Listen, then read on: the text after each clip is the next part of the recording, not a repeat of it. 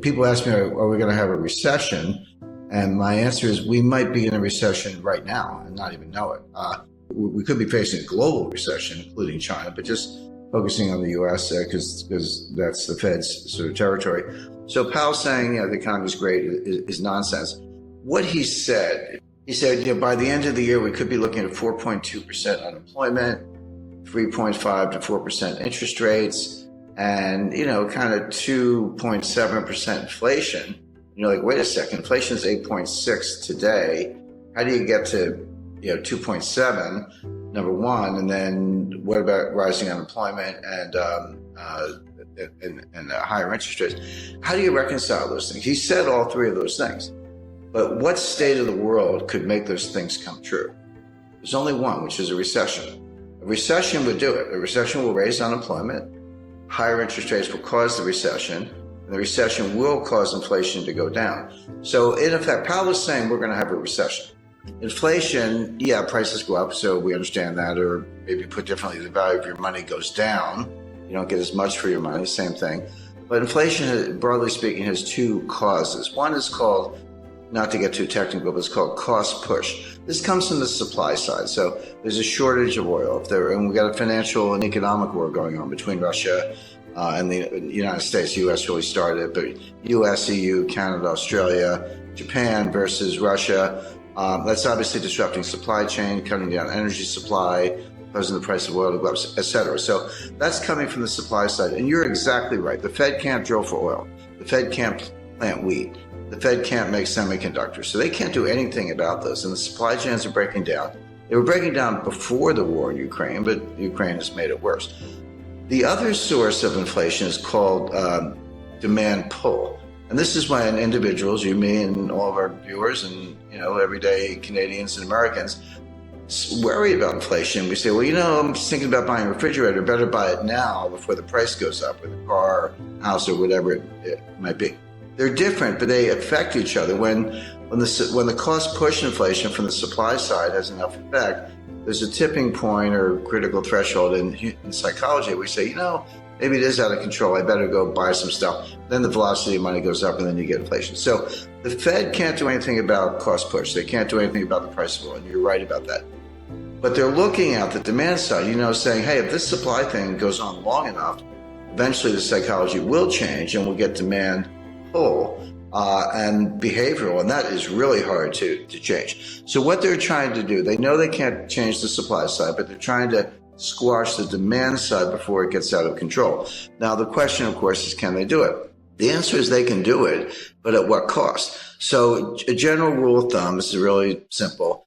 You have to forget about nominal interest rates. Nominal interest rates are the rates you see on your screen, you hear about in the headlines and all that. Real interest rates are nominal interest rates minus inflation. Take the inflation out and see what's left. Well, right now, real interest rates are about 2%, actually 1.75% under the Fed policy rate. Inflation's 8.6%. So, just round numbers, 1.5 minus 8.5, that makes the inflation rate -7. That's nowhere near. It's got to be +2. Real rates have to be +2 to squash inflation. Right now, they're -7. So that implies that the Fed has to raise interest rates to 10.5% to get to +2 real interest rates. That's never going to happen. They're never going to get there. They will destroy the economy long before they get there.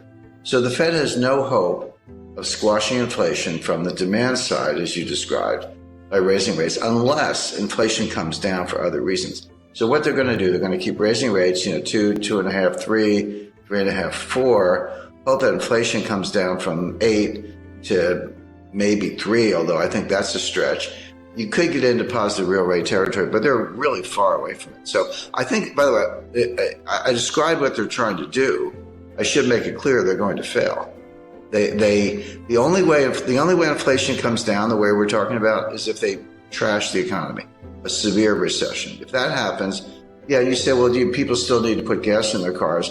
Well, you're right, but not if they're unemployed, because they're not going to work. There's a lot here that's just for show. Sounds good on TV, but there's a lot less here than meets the eye. But the point is, this is not over anytime soon. Even if it were, when you break supply chains, you can't just put them back together. It's like breaking a vase. in 1,000 pieces, and you got to go buy a new vase. It's going to take years to undo this damage. So I spoke to the individual who was probably the single individual most responsible for building the modern supply chain. It was 30 years from 1989 to 2019. It was head of one of the largest companies in the world, and this is what they did, among other things. And he said, Jim, you have to understand, it took us 30 years to build it. It took us 3 years to blow it up. It's not going to come back in a year. This is going to take 5, 10, 15 years to build a new one. So it's what I call supply chain 2.0. Well, buying a refrigerator is a good idea. Buying a freezer might be a better idea. We're looking for food shortages by the fall. Now, when I say food shortages, in Africa and Middle East, this will mean mass starvation. You may see the greatest humanitarian crisis in history because they literally can't get the food. Everyone's like, well, gee, you can't get Ukrainian wheat. What's the big deal? Buy it from somewhere else. There is nowhere else. Canada and the United States grow an enormous amount of wheat, but we use most of it internally, and we feed, because it's not for humans, by the way. We feed our animals. This is how you feed cows, pigs. This is how you get beef and pork. This is an example of the supply chain, how it filters all the way through. So you would expect higher prices to persist. You would expect food shortages. Buying a freezer is not a bad idea. The future supply chain is going to be, it goes by different names. Janet Yellen calls it friendshoring. Macron calls it constellation. I call it the College of Nations. But basically, we'll have supply chains and trade, but it'll be sort of members only. So US, Canada, Australia, Europe, others, Japan, will be invited to join, but not China. Russia is going to be in the waiting room for a while. We should be better allies with Russia, but the Democrats in the United States have pretty much made that impossible, at least for the short run. And then there'll be other countries that are kind of neutral in that scheme, Brazil, India, and others. But the point is, you'll still have trade and you'll have supply chains, but it'll be kind of friendly countries, members only, and exclude China. So that decoupling is going to go ahead. The Chinese seem to be not only fine with it, but they're actually leading the way. Semiconductor manufacturing is moving back to the United States. The $20 billion of new semiconductor plants from Intel. And why is Taiwan Semiconductor spending over $5 billion to build new semiconductor fabrication plants in the United States? Well, obviously because they're worried about China. We're reshuffling the deck, but none of this stuff is easy.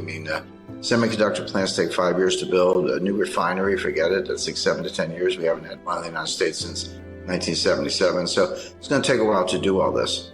Well, we can do it. So if I say we're definitely going to have inflation, you would know what to do. You'd buy gold, hard assets, land, silver, treasury notes, government bonds, etc.